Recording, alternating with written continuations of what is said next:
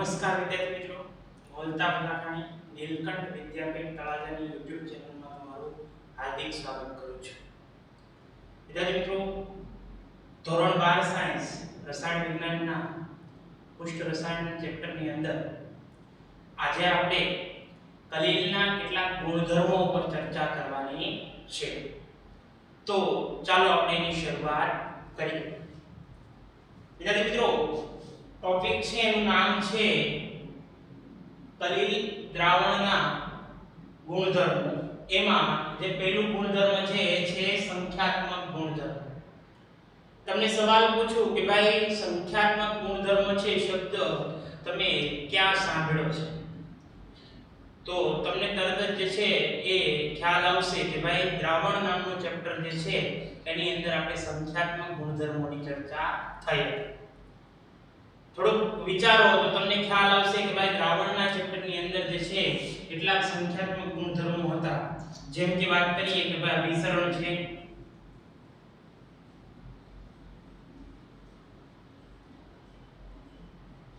બરોબર છે, ઉત્કલન બિંદુમાં ઉન્નયન છે,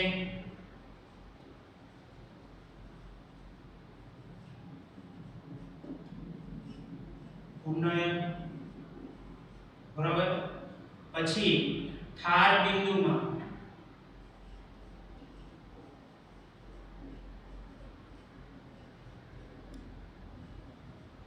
અવનયન છે, બરાબર.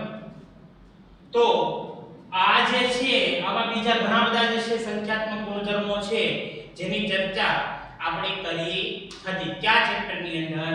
કે ભાઈ દ્રાવણ નામના ચેપ્ટરની અંદર જે છે આ બધા સંખ્યાત્મક ગુણધર્મોની આપણે ચર્ચા કરી. ત્યાં ઉપરાંત એક વોન્ટ ઓફ અવયવ હતું, બરોબર છે,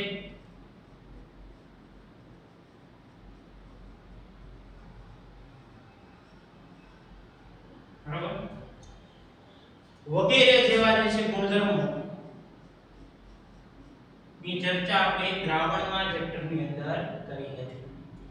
અને ત્યાં આપણે એક વાત જે છે તમે નોટિસ કરી હોય તો એવું કીધું હતું કે ભાઈ આ સંખ્યાત્મક ગુણધર્મો જે છે એ મિશ્રણ જે હોય, મિશ્રણ માના દ્રાવ્ય કણો જે હોય, દ્રાવ્ય કણો ની સંખ્યા ઉપર આધાર રાખે છે.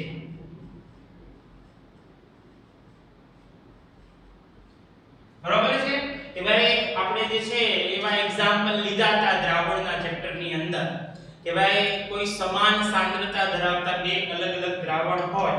ધારો કે એક્ઝામ્પલ તરીકે જે છે તમને રિવાઇઝ કરાવો કે ભાઈ ધારો કે 1 મોલર જે છે સાંદ્રતા ધરાવતા બે દ્રાવણ છે કે ભાઈ NaCl છે, પછી BaCl2 છે, અથવા તો જે છે એ AlCl3 છે. તમને પૂછે કે ભાઈ આમાં 1 મોલર સાંદ્રતા ધરાવતા ત્રણેય દ્રાવણ લેવામાં આવે તો તમને પૂછે કે ભાઈ આમાંથી કોનું અભિસરણ દબાણ વધારે છે, અથવા કોનું ઉત્કલન બિંદુમાં ઉન્નયન વધારે છે કે ઓછું છે, અથવા કોનું ઠાર બિંદુમાં ઉન્નયન. તો આપણે એની સંખ્યાત્મક જે સંખ્યા છે અથવા તો એના આયનોની સંખ્યા છે, એના ઘટક કણોની સંખ્યા છે એના આધારે નક્કી કરી શકીએ કે ભાઈ આને છૂટા પાડીએ તો કે ભાઈ Na+Cl- બે સંખ્યા કણ મળે છે, આની અંદર ત્રણ સંખ્યા કણ મળે છે કે ભાઈ 2Cl- Ba+2, એલ્યુમિનિયમ +3 3Cl- એટલે આમાં ચાર સંખ્યા કણ મળે છે. તો આપણે આ જે સંખ્યા કણ છે અથવા તો એમ કહી શકીએ કે ભાઈ દ્રાવ્ય કણો છે એની સંખ્યા ઉપર આધાર રાખે છે. આ જેટલા પણ જે છે સંખ્યાત્મક ગુણધર્મો એ એની જે દ્રાવ્ય કણોની સંખ્યા છે એના ઉપર આધાર રાખે. હવે વિદ્યાર્થી મિત્રો, હું તમને જે છે એક વસ્તુ એક્ઝામ્પલ તરીકે આપું કે ધારો કે આપણે સાચું દ્રાવણ લઈએ તો લઈએ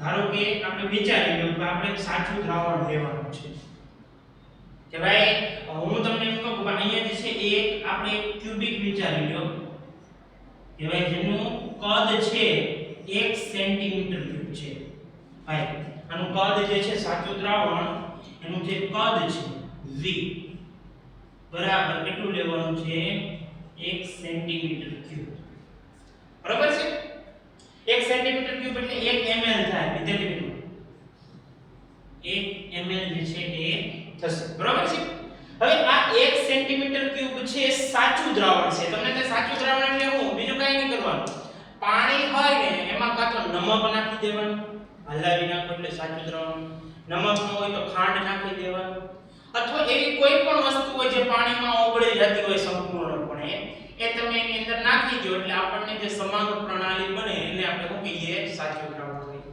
એટલે મિત્રો આ જે સાચા દ્રાવણની અંદર તમે જે છે એ એના ઘટક કણો વિચારશો તો ઘણા બધા હશે અસંખ્ય હશે આના જે ઘટક કણો છે એની સંખ્યા કેવી હશે કે ભાઈ અસંખ્ય હશે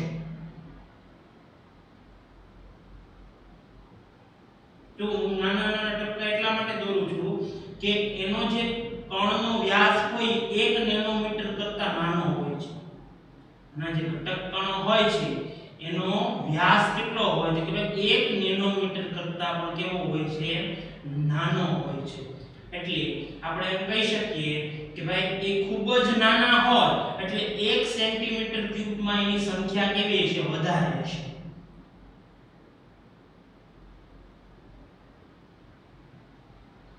ધારી લો કે ભાઈ આ 1 સેન્ટીમીટર ક્યુબ ની અંદર જે છે એ એના ઘટક કણો છે આ ઘટક કણોનો જે વ્યાસ છે વિદ્યાર્થી મિત્રો યાદ રાખજો ઘટક કણોનો વ્યાસ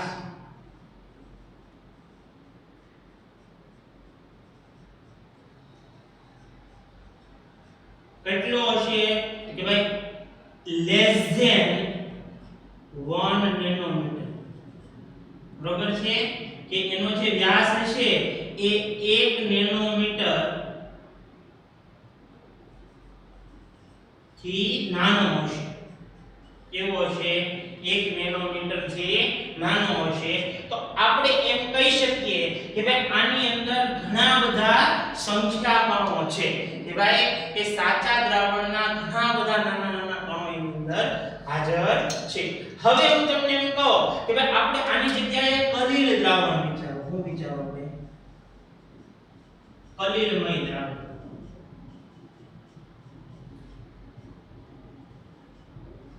હવે કલીલમય દ્રાવણની અંદર પણ તમે એમ લઈ લો ભાઈ એક જે છે આપણે 1 સેન્ટીમીટર કદ 1 સેન્ટીમીટર ક્યુબ કદ ધરાવતું જે છે આપણે 1 સેન્ટીમીટર ક્યુબ જે છે આપણે કલીલમય દ્રાવણ લેવાનું છે હવે આની અંદર આપણે સંખ્યા કણો જોશું તો હવે એક કલીલમય ઘટક કણો જે છે એનું કદ કેવું હશે કે મોટું હશે 1 નેનોમીટર થી લઈને 1000 નેનોમીટર ની વચ્ચે છે આ સંખ્યા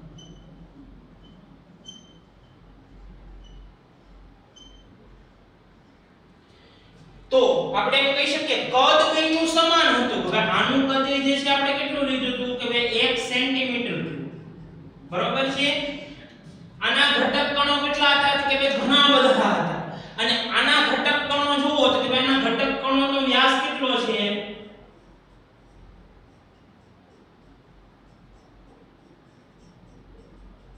કે ભાઈ 1 નેનોમીટર થી લઈને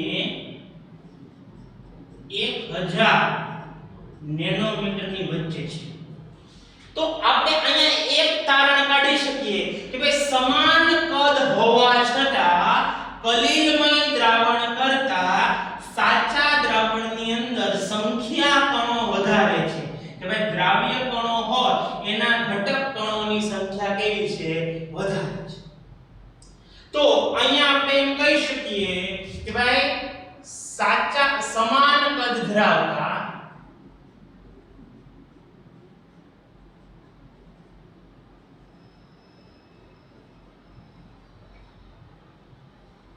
કલીલમય દ્રાવણ કરતા સાચા દ્રાવણમાં ઘટક કણોની સંખ્યા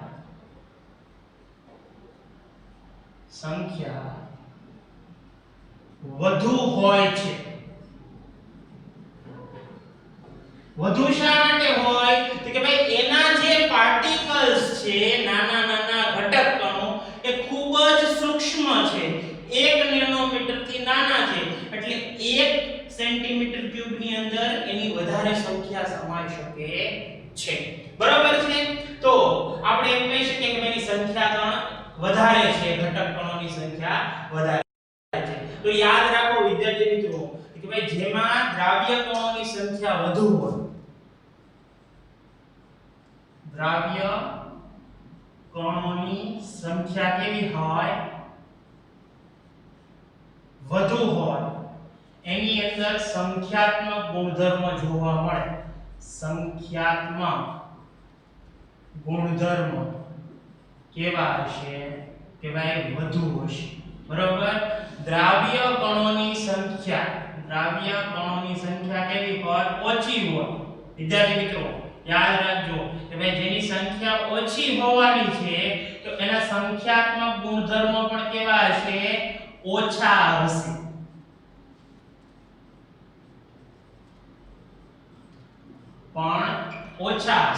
તો આપણે એમ કહી શકીએ કલિલમય દ્રાવણની અંદર સંખ્યાત્મક ગુણધર્મ છે એ સાચા દ્રાવણ કરતા ઓછા છે, એટલે એનો અભ્યાસ જે છે આપણે અહીંયા કરવામાં આવતો નથી, અથવા તો એના જે છે ગુણધર્મને અવગણવામાં આવે છે. તો આપણે અહીંયા એનો અભ્યાસ આવતો નથી. ક્યાંય નથી આવતો. નીટ જેડબલઈ માં પણ આપણે એમસીક્યુ જે છે પૂછાવાનું નથી. એટલે આ ખાલી તમને સમજાવવા માટે કે ભાઈ અહીંયા જે છે જેનો અભ્યાસ નથી કરવાનો એનો અભ્યાસ આપણે અહીંયા કર્યો છે. મતલબ એ જે છે નથી સમજાવવાનું એ સમજાવ્યું તમને છે. બરાબર છે? તો હવે એના પછીનો જે બીજો જે છે ગુણધર્મ છે વિદ્યાર્થી મિત્રો, બરાબર છે, એની આપણે વાત કરવાની છે. એ છે ટિન્ડલ અસર. વિદ્યાર્થી મિત્રો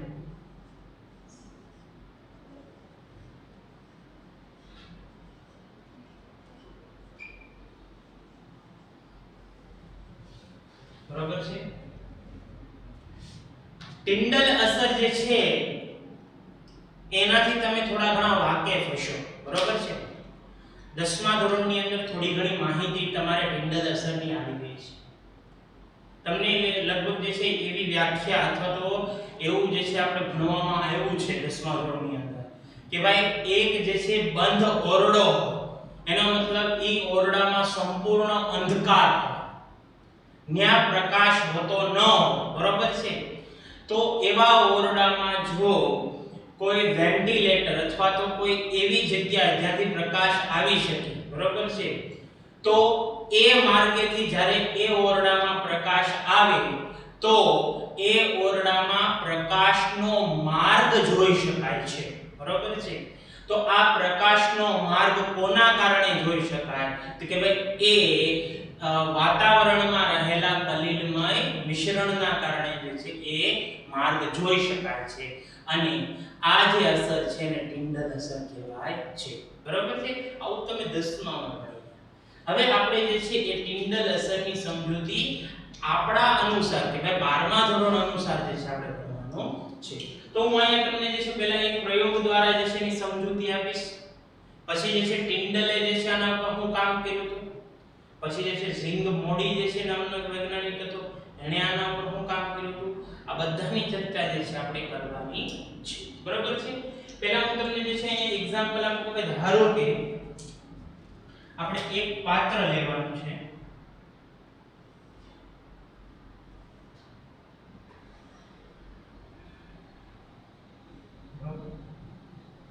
આ પાત્રની અંદર તમારે સાચું દ્રાવણ ઉમેરવાનું છે. ઉમેરવાનું છે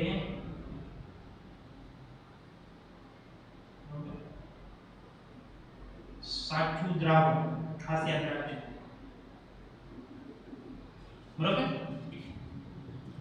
આની અંદર લખી નાખો સાચું દ્રાવણ.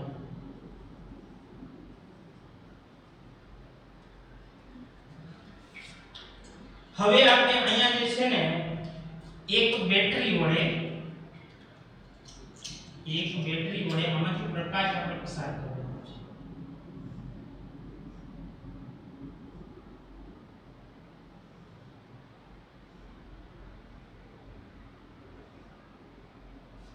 હવે અહીંથી જે છે આપણે પ્રકાશ આની અંદર પસાર કરીએ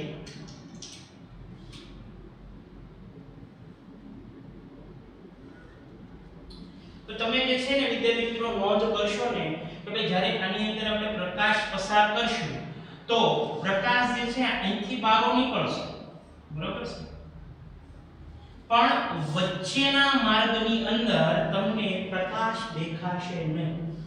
વિદ્યાર્થી મિત્રો ખાસ યાદ રાખજો, સાચું દ્રાવણ એટલે પાણી નાખો, ખાંડ નાખો, ઓગાળી અને સાઈડમાંથી આપણે ટોર્ચ મારવાની છે. ટોર્ચ મારશો એટલે પ્રકાશનો માર્ગ આપણે અહીંથી જોઈ શકશું, એટલા સુધી જોઈ શકશું, આની આરપારે જોઈ શકશું, પણ આટલા જે વિસ્તાર છે એની અંદર પ્રકાશનો માર્ગ તમે જોઈ શકશો નહીં, બરાબર છે. હવે આની અંદર આપણે ધારો કે આ સાચું દ્રાવણ છે એની જગ્યાએ તમે જે છે એક પાત્ર લ્યો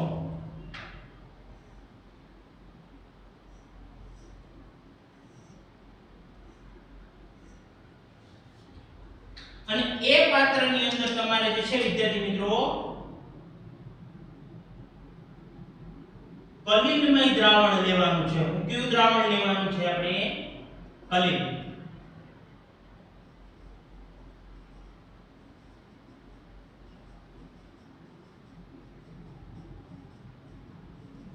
બરાબર છે.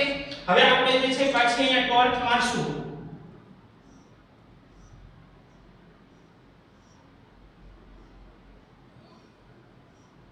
ધારો કે જે છે આપણે અહીંયા ટોર્ચ મારીએ અને પ્રકાશનો માર્ગ તમે જોશો ને વિદ્યાર્થી મિત્રો તો આટલા ભાગની અંદર પણ જે છે પ્રકાશ તમને જોવા મળશે, બહારના ભાગમાં જોવા મળશે અને એના વચ્ચેના ભાગમાં પણ પ્રકાશ જે છે જોવા મળે છે. તો આનો અર્થ શું થાય? આપણને પ્રકાશનો માર્ગ શા માટે આમાં નથી જોવા મળતો અને શા માટે આની અંદર જોવા મળે છે એ આપણે સમજવાનું છે, બરાબર છે. આની સૌપ્રથમ જે છે એ શરૂઆત યાદ રાખજો, આની સૌપ્રથમ શરૂઆત ફેરાડેએ કરી હતી. ફેરાડે આપણે ફિઝિક્સ વાળા હતા, બરોબર? તો એ ફેરાડેએ કરી હતી. પછી ફેરાડેની એટલી બધી સમજૂતી સંતોષકારક નથી. પછી ટિન્ડલ નામનો જે છે વૈજ્ઞાનિક આવ્યો, ટિન્ડલે જે છે આની વિસ્તારપૂર્વક સમજૂતી આપી, બરોબર? અને ટિન્ડલે જે સમજૂતી આપી એનો અભ્યાસ કરીને બીજો વૈજ્ઞાનિક આવ્યો ઝિંગ મોડી, બરોબર છે. ઝિંગ મોડીએ જે છે એ વધારે આનો અભ્યાસ કર્યો અને ટિન્ડલ સરને બહુ સારી રીતે સમજૂતી આપી હતી. તો આપણે અહીંયા જે છે એ આમાં આની વચ્ચે તફાવત શું છે એના પર વાત કરવાની છે, બરોબર છે. તો શા માટે અહીંયા માર્ગ જે છે એ નતો જોવા મળ્યો, અહીંયા માર્ગ જે છે જોવા મળે છે? કારણ છે વિદ્યાર્થી મિત્રો અહીંયા થાય છે શું ખબર કે આના જે ઘટક કણો છે કે કલિલમય ઘટક, બરોબર છે, એનું કદ કેવું છે કે ભાઈ ખૂબ મોટું છે, બરોબર છે. હવે આ કલિલમય ઘટક કણો જે છે એનું કદ બહુ મોટું હોવાના કારણે જે પ્રકાશ અહીંથી પસાર થાય છે એ પ્રકાશનું વિખેરણ થાય છે, બરાબર છે. સાદી ભાષામાં પ્રકિરણન કહીએ, બરાબર છે. તો આ જે પ્રકાશ છે એનું વિખેરણ થાય છે, પ્રકાશ એની આરે અથડાય છે અને એ વિભાજિત થઈ જાય છે, બરાબર છે. અને આ વિખેરણના કારણે આપણને પ્રકાશ જે છે એ એનો માર્ગ આપણે જોઈ શકીએ છીએ. અહીંયા શું થાય છે કે આ જે ઘટક કણો છે એટલા નાના છે, એટલા નાના હોવાથી અહીંથી આ જે પ્રકાશનો માર્ગ છે એને ભેદન કરીને વિયા જાય છે, બરોબર છે, ટ્રાન્સમિટ થઈ જાય છે.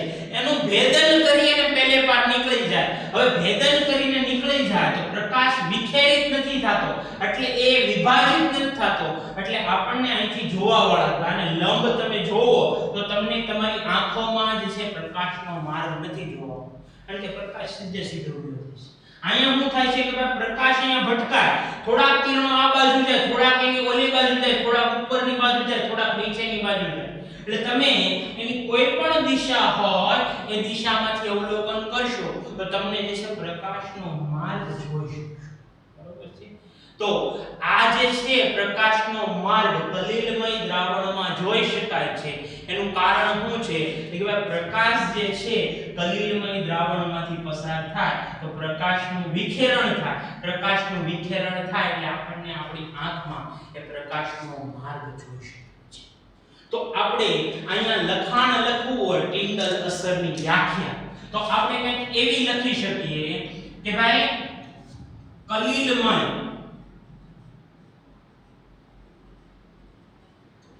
દ્રાવણમાંથી પ્રકાશ પસાર કરતા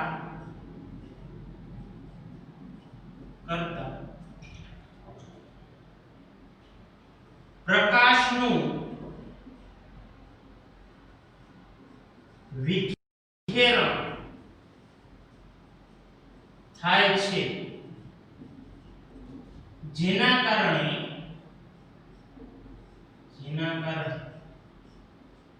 પ્રકાશનો માર્ગ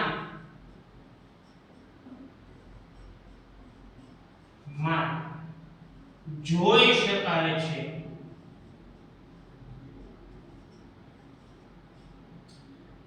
આ અસરને ટિન્ડલ અસર કહે છે. બરાબર છે કે ભાઈ આ જે અસર છે એને આપણે શું કહીએ છીએ? ટિન્ડલ અસર કહીએ છીએ. હવે એક બીજો વૈજ્ઞાનિક છે જેનું નામ છે ઝિંગ મોડી. શું નામ છે એનું? ઝિંગ મોડી. એને આ જ પ્રયોગ હતો, બરોબર છે? આ જ પ્રયોગ એને બધા સાધન સંસાધનોની મદદ વડે કર્યો. એનો મતલબ એને અલ્ટ્રા માઇક્રોસ્કોપ જે છે, જે સૂક્ષ્મદર્શક યંત્ર કહીએ આપણે, બરોબર છે?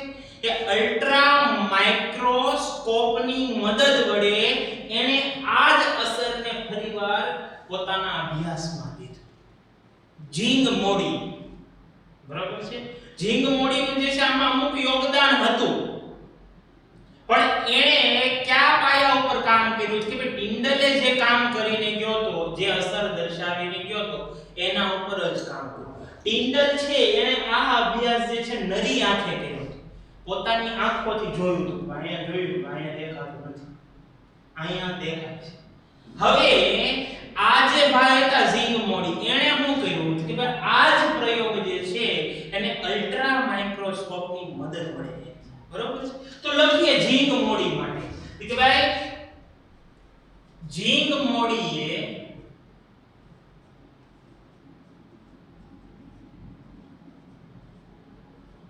ટિન્ડલ અસરને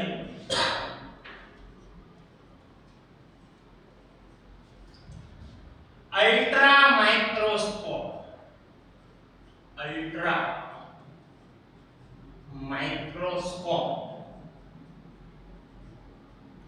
ની મદદ વડે સમજૂતી મેળવી.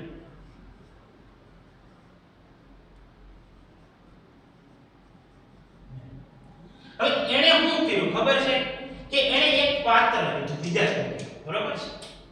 વિદ્યાર્થી મિત્રો, આપણે અહીંયા આકૃતિ જોઈ શકીએ છીએ કે ભાઈ ઝિંગ મોડી જે છે નામના વૈજ્ઞાનિકે શો અભ્યાસ કર્યો હતો કે ભાઈ એણે એવું કીધું કે ભાઈ એક પાત્ર લઈ એની અંદર જે છે આપણે વિક્ષેપિત કલા અને વિક્ષેપણ માધ્યમ લઈ. હવે અહીંયા જે પાણી છે ને ભાઈ, એ વિક્ષેપણ માધ્યમ છે, બરોબર છે?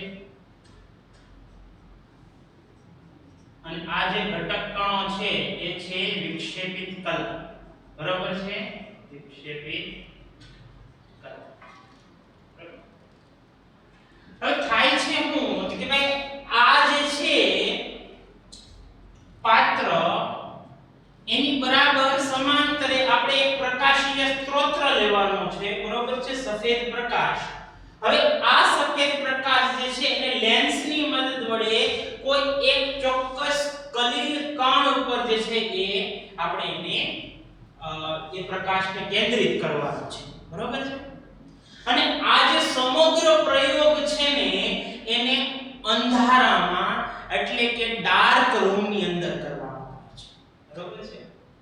ડાર્ક રૂમની અંદર આ સમગ્ર પ્રયોગને કરવાનો હોય છે અને આ પ્રકાશ જે છે એને લેન્સની મદદ વડે કલીલ કણ ઉપર કેન્દ્રિત કરવાનો છે. તો તમે જોઈ શકો છો કે લેન્સની મદદ વડે પ્રકાશ જે છે કલીલ કણ ઉપર કેન્દ્રિત થાય. આની સાથે અથડાય એટલે પ્રકાશનું વિખેરણ થાય. પ્રકાશ થોડોક જે છે આ બાજુ જશે, થોડોક આ બાજુ, થોડોક આ બાજુ, થોડોક ઓલી બાજુ, એટલે બધી બાજુ પ્રકાશ ફેલાઈ જશે. એટલે તમે આ દ્રાવણની અંદર જો પ્રકાશનો માર્ગ શંકુ સ્વરૂપે જોઈ શકો છો. અહીંથી જે પ્રકાશનો માર્ગ અહીં આવે છે અને આની બહાર એ શંકુ સ્વરૂપે જાય છે. તો આ જે શંકુની રચના થાય છે એ શંકુને કહેવામાં આવે છે ટિંડોલ શંકુ. યાદ રાખજો વિદ્યાર્થી મિત્રો, એને ટિંડોલ શંકુ કહેવાય છે. બરાબર છે? એટલે અહીંયા ઝિંગ મોડીએ એવું અવલોકન કર્યું કે ભાઈ આને લંબ કે ભાઈ આ જે પ્રકાશીય સ્ત્રોત પસાર થાય છે પ્રકાશ કલીલમય દ્રાવણ એને લંબ એટલે શું કે ભાઈ અહીંયા જોવો ને તો આના 90 ડિગ્રી અહીંથી તમે જે છે એને દોરો તો આ શું થયો 90 ડિગ્રી એટલે કે એને લંબ જે છે અલ્ટ્રા માઇક્રોસ્કોપની મદદ વડે તમે જોવો ને તો આ જે કલીલમય કણ છે એ તારાની જેમ ટમટમ થાય છે. બરોબર છે? અલ્ટ્રા માઇક્રોસ્કોપની મદદ વડે ઝિંગ મોડી એવું નોંધ્યું કે ભાઈ આની ઉપર જ્યારે પ્રકાશ પસાર કરીએ ને કલીલમય દ્રાવણમાં તો એ તારાની જેમ ટમટમ થાય છે. બરોબર છે? ચમકે છે સોનેરી રંગમાં. બરોબર છે? અને એને જે છે પછી પહેલા જે છે પ્રયોગ એને શું કર્યો કે કલીલમય દ્રાવણની જગ્યાએ સાચું દ્રાવણ લીધું. ત્યારે એને જોયું ને તો અંધારું દેખાતું. મતલબ પ્રકાશીય માર્ગ કે એવું કઈ નહોતું દેખાતું. પણ જ્યારે કલીલમય દ્રાવણ લીધું ત્યારે આની અંદર જે છે એને આ કલીલના ઘટક કણો કે તારાની જેમ ટમટમતા હતા એવું એને દેખાય છે. તો આ સમગ્ર પ્રયોગ જે છે એની સમજૂતી ઝિંગ મોડીએ આપી હતી. કોની મદદ વડે? અલ્ટ્રા માઇક્રોસ્કોપની મદદ વડે એને આપી. બરાબર છે? તો આ વાત જે છે ઝિંગ મોડીએ કરી. વિદ્યાર્થી મિત્રો, સૌપ્રથમ ટિન્ડલે જે છે ટિન્ડલ અસરની સમજૂતી આપી. પછી ઝિંગ મોડીએ અલ્ટ્રા માઇક્રોસ્કોપ જે છે એની મદદ વડે જે છે એ આની સમજૂતી આપી ટિન્ડલ અસર. ટિન્ડલ કરતા ઝિંગ મોડીએ જે છે એને થોડુંક વધારે વિસ્તારથી સમજે. ઝિંગ મોડીએ જે છે એવી બે શરતો આપી કે જેનાથી ટિન્ડલ અસર જોવા મળે. તો આપણે એમ કહી શકીએ કે ટિન્ડલ અસર માટેની શરતો જણાવો.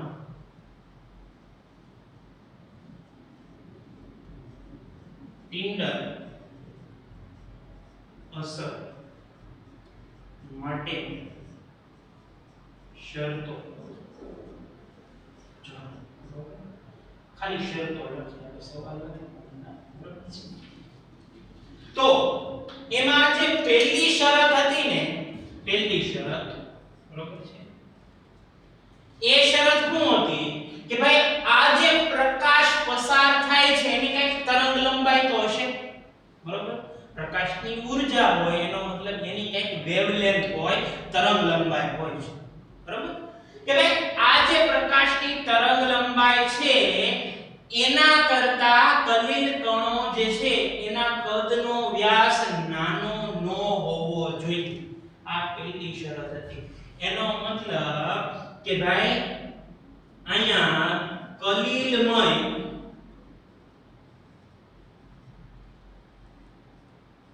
દ્રાવણમાં ના વિક્ષેપિત કલાના કણોનો વ્યાસ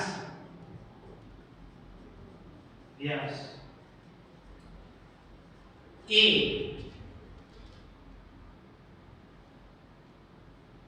આપેલ પ્રકાશ ની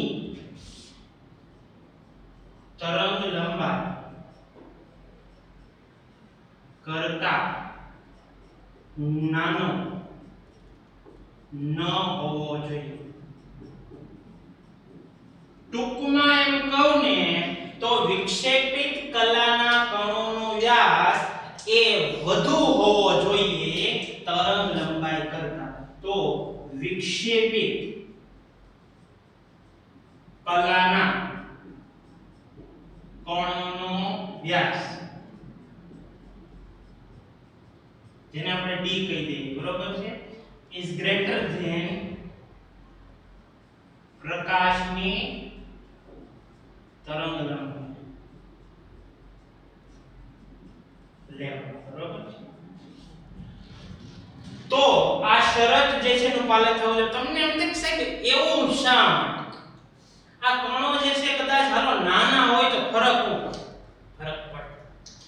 આ જે પ્રકાશ છે ને એની તરંગ લંબાઈ વધુ હોય તો એનું ભેદન કરી નાખે, એની આર પાર નીકળી જાય.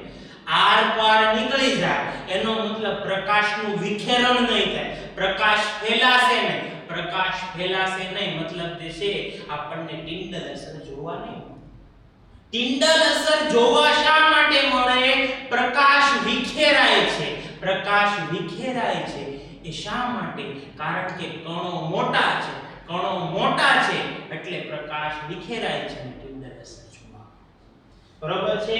તો જો મોટા હશે તો ટિન્ડલ અસર જોવા મળશે, કણોના વ્યાસ જે છે નાના હશે તો ટિન્ડલ અસર જોવા નહીં. આ પહેલી શરત. બીજું જે હતું એ હતું કે ભાઈ અહીંયા જે આપણે માધ્યમ લઈએ છીએ, બરોબર છે, અને કલા લઈએ છીએ. ઘણીવાર વિદ્યાર્થી મિત્રો એવું બને કે ભાઈ કલિલમય મિશ્રણ છે ને એ બંને પ્રવાહી અથવા બંને ઘન, કે ભાઈ કલાય ઘન હોય માધ્યમિક કેવું ઘન, અથવા એવું બને કે ભાઈ જે છે એ પ્રવાહી હોય બંને, બરોબર, બંને વાયુ તો ન હોઈ શકે. તો એવા સમયે માધ્યમના ઘટક કણો અને કલાના ઘટક કણો એ બંને વચ્ચે તફાવત હોવો જોઈએ અને આ તફાવત એમના વક્રીભવનાંક દ્વારા નક્કી થાય. હવે એનો વક્રીભવનાંક કેવો છે એના આધારે ખ્યાલ હશે. વક્રીભવનાંક તમે ભણ્યા હશે કે ભાઈ તમે જે છે પાણી હોય એની અંદર પેન નાખો તો પેન જે છે એ આપણને થોડીક વળાયેલી દેખાશે. તમે તેલની અંદર જે છે એ પેન નાખો તો પેન જે છે થોડીક ઓછી વળાયેલી દેખાય. આપણે એવું બધું તમે ભણ્યા હશે. તો એ જેટલો વળાંક દેખાડે એને વક્રીભવનાંક. તો વક્રીભવનાંક જે છે, બરોબર છે, એ બંનેના અલગ અલગ હોવા જોઈએ અથવા તો એમની વચ્ચે તફાવત હોવો જોઈએ. બરોબર? એ ક્યારે પોસિબલ થાય કે ભાઈ એના ઘટક કણો જે છે બે વચ્ચે જે છે અસમાનતા હોય. તો બીજી શરત એ છે કે ભાઈ વિક્ષેપિત કલા અને વિક્ષેપણ માધ્યમ ના ઘટક કણો નો વક્રીભવનાંક, ઘટક કણો નો કહી શકીએ કે એના માધ્યમનો વક્રીભવનાંક, બરોબર છે, માધ્યમનો વક્રીભવનાંક, બરોબર છે, વચ્ચે તફાવત હોવો જોઈએ. તમને એમ કહેશે શા માટે જે છે તફાવત હોવો જોઈએ? હું તમને એમ કહું, જો આના માધ્યમના ઘટક કણો મોટા હોય, કલાના કણો મોટા હોય, તો આ જે પ્રકાશ છે માધ્યમ હારે ટકરાઈને જે છે એ ટિન્ડલ અસર દેખાડશે અને કલા હારે ટકરાઈને જે છે એ ટિન્ડલ અસર દેખાડશે. એનો મતલબ કે ભાઈ આની ટિન્ડલ અસર અને આની ટિન્ડલ અસર એકબીજાની અસરને નાબૂદ કરશે. યાદ રાખજો, માધ્યમ દ્વારા જે ટિન્ડલ અસર થાય અને કલા દ્વારા જે ટિન્ડલ અસર થાય બંને એકબીજાની અસરને નાબૂદ કરે. એનો મતલબ આપણને પરિણામી કે અસર દેખાશે નહીં. તો બે વચ્ચે તફાવત હશે તો કોઈ એક જે છે ટિંડલ અસર દેખાડશે તો આપણને એ અસર જોવા મળશે બરાબર તો આ બે શરતો હતી જેની સમજૂતી ઝિંગ મોડી આપી હતી ટિંડલે તો માત્ર જે છે પ્રયોગની સમજૂતી આપી ટિંડલ અસર છે એની વ્યાખ્યા તેના બરાબર છે તો અહીંયા આપણે જે છે કલિલમય દ્રાવણના બે ગુણધર્મો જોયા હજી ત્રીજો ગુણધર્મ છે એની ચર્ચા આપણે કરવાની છે એટલે નોટ ડાઉન કરો પછી આપણે ત્રીજા ગુણધર્મ તરફ આગળ વધીએ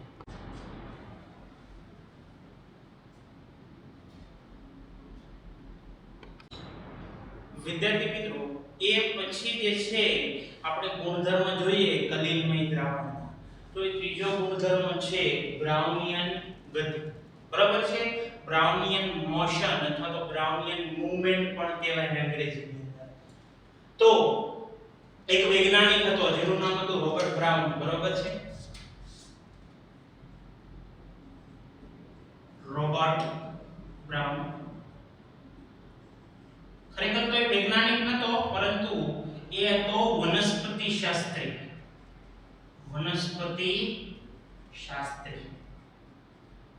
અંગ્રેજીમાં બોટનિસ્ટ કહીએ આપણે કહીએ બોટનિસ્ટ બરાબર તો આ વનસ્પતિ શાસ્ત્રી જે છે ભાઈ હતા રોબર્ટ બ્રાઉન એણે એક પ્રયોગ કર્યો શું કર્યો કે એણે શું કર્યું કે ભાઈ એણે સ્ટાર્ચનું દ્રાવણ બનાવ્યું સ્ટાર્ચનું કલિલમય દ્રાવણ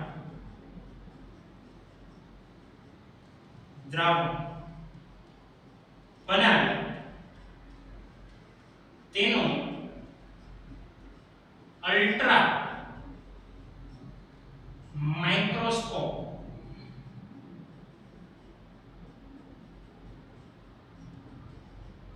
વડે અભ્યાસ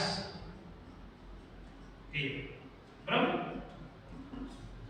તો આજે રોબર્ટ બ્રાઉન હતો વનસ્પતિ શાસ્ત્રી બોટનિસ્ટ એને સ્ટાર્ચનું કલિલમય દ્રાવણ એટલે બહુ સિમ્પલ પાણી નાખ્યું સ્ટાર્ચ નાખ્યું હલાવ્યું મિશ્રણ હલાવ્યું એટલે એને અવલોકન કર્યું કે આ જે સ્ટાર્ચના કલિલમય ઘટક કણો છે એ પાત્રમાં તળિયે બેસતા નથી ઔક્ષેપણ યાદ કરો ઔક્ષેપણ તો એણે આ અવલોકન કરતા પહેલા બીજું અવલોકન કર્યું એણે શું કર્યું કે ભાઈ એક જે છે પાણી હતું એક પાત્રમાં એમાં ઘણી બધી માટી નાખી દીધી માટી જે છે એને નાખી દીધી હલે પાણી હલે એટલે પાણી ડોળું થઈ ગયું જાણીએ ને માટી નાખી તો શું થઈ જાય પાણી ડોળું થઈ ગયું પછી એને રાખી મૂક્યું જે છે કલિલ મિશ્રણને એટલે આ જે માટીના ઘટક કણો હતા ને એ ધીરે ધીરે જે છે પહેલા તો મૂવમેન્ટ કરી હલાવ્યું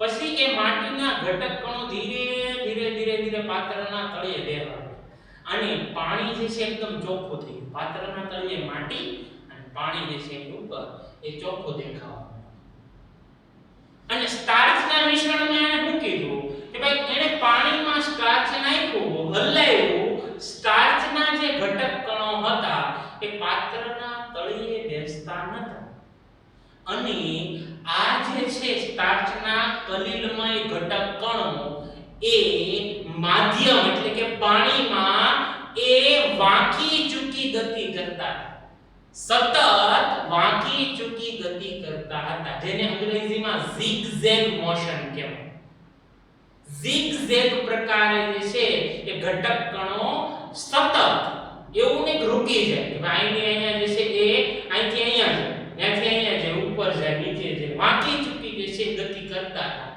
અને આ વાંકી ચૂકી ગતિને એ બ્રાઉને જે છે એ બ્રાઉનિયન ગતિ નામ બરોબર છે તો એને એવું કીધું કે ભાઈ ધારો કે આ જે છે પાત્રની અંદર હું પાત્ર દર્શાવું છું બરોબર છે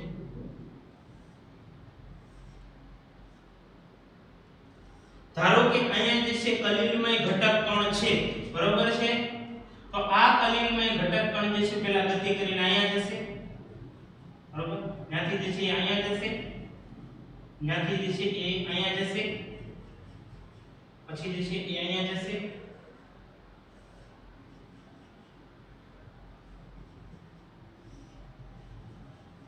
આવી રીતે જે છે એ કલિલમય ઘટક કણ એ વાંકી ચૂકી દિશામાં જે છે ગતિ કરે વાંકી ચૂકી જે સતત ગતિ છે એને બ્રાઉનિયન ગતિ પોતાના નામ પર જે છે આ ગતિને નામ આપો. તો અહીંયા આપણે લખી શકીએ કે કલિલમય મિશ્રણમાંના વિક્ષેપિત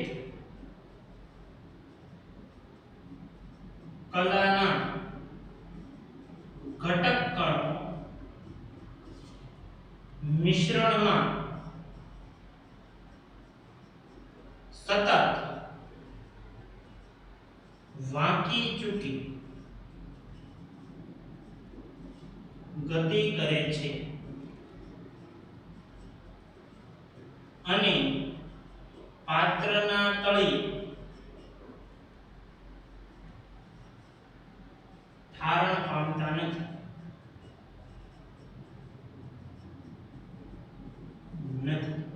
તો આવી ગતિ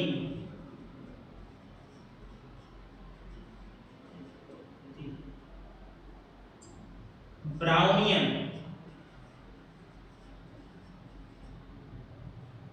ગતિ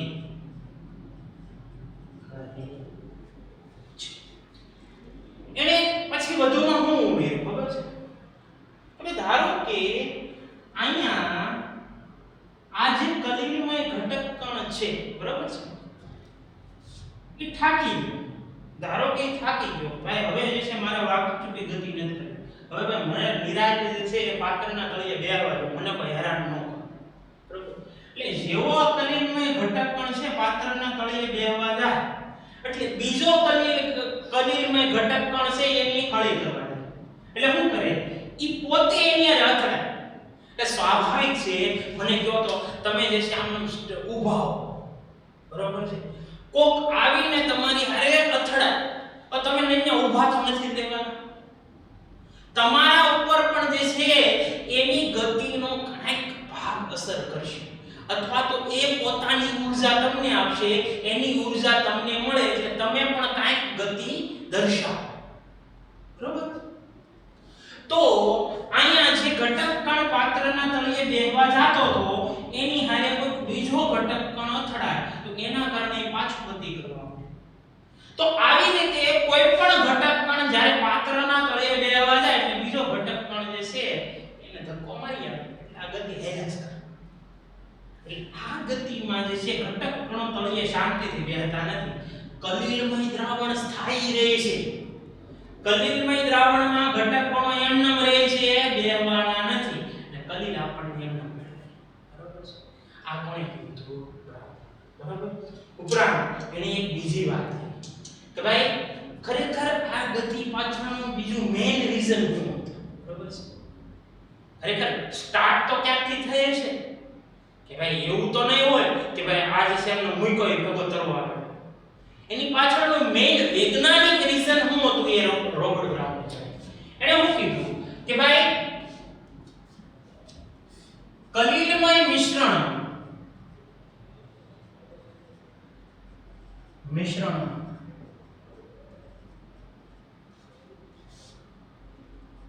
વિક્ષેપણ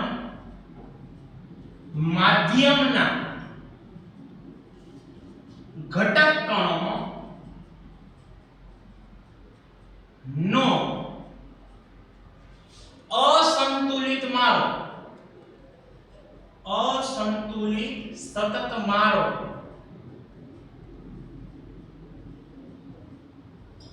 વિક્ષેપિત કલાના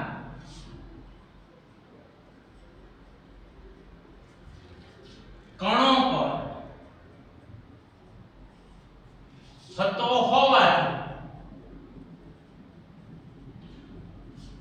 આ બ્રાઉનિયન ગતિ જોવા મળે છે. ગતિ જોવા મળે છે બરાબર છે. એમ કહે છે કે ભાઈ ધારો કે અહીંયા પાત્ર જે છે એની અંદર આ કલા જે છે કલા વિક્ષેપિત કલા એનો ઘટક કણ જેને કલિલ કણ કહીએ આપણે એની ઉપર જે માધ્યમ લીધું હોય, ધારો કે આપણે જે છે અહીંયા પાણી લીધું, તો કે ભાઈ પાણીના જે મોલેક્યુલ્સ છે અથવા અણુઓ છે, આ અણુઓ એની ઉપર મારો કરે છે. જો ઊંધું લખાય, બરોબર છે? કે ભાઈ પાણીના અણુઓ એની ઉપર મારો કરે છે અને એના કારણે જે છે એ આ ઘટક કણો જે છે અસ્ત વ્યસ્ત જે છે ગતિ કરે છે. બરોબર છે? તો આ જે છે એ કોની બ્રાઉનિયન ગતિ જે છે એ સમજૂતી હતી. ઉપરાંત જો બ્રાઉને જે છે હજી આની અંદર વાત કરી કે ભાઈ આના ઉપર કોની અસર થઈ શકે, તો એને જે છે એમ કીધું કે ભાઈ આ જે છે બ્રાઉનિયન ગતિ એના ઉપર દ્રાવણની સ્નિગ્ધતાની અસર થઈ શકે. બરોબર છે? કે ભાઈ જો આ જે માધ્યમ લીધું છે વિક્ષેપ, બરોબર છે, કલિલમય દ્રાવણ, બરોબર છે, ની સ્નિગ્ધતા, સ્નિગ્ધતા એટલે શું? ઘાટો. જેમ વધારે ઘાટું હોય ને વધારે સ્નિગ્ધ થઈ જાય. બરોબર? કે ભાઈ સ્નિગ્ધતા જેમ વધુ હશે એમ એક ઘટક કણો જે છે એ ઓછી ગતિ દર્શાવશે, મતલબ બ્રાઉનિયન ગતિ ઘટશે.